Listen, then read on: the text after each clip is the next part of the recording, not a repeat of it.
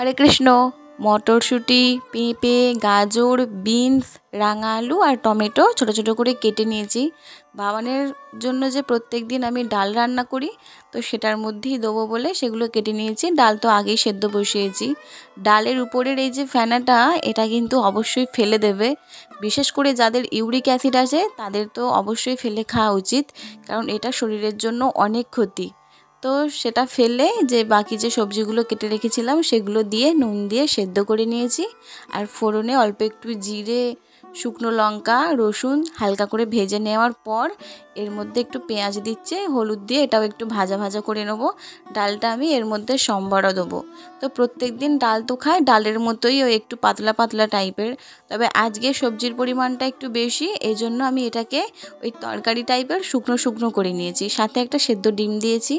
এগুলো হচ্ছে হিঞ্চে শাক, বড়া খাওয়ার জন্য নিয়ে এসেছে, তবে আজকে অতিথি আসার বাড়িতে আর সময় হয়নি, এজন্য সেদ্ধ করে ফেলেছি, আলুর সাথে মেখেছি আর মাছের ঝাল করেছি।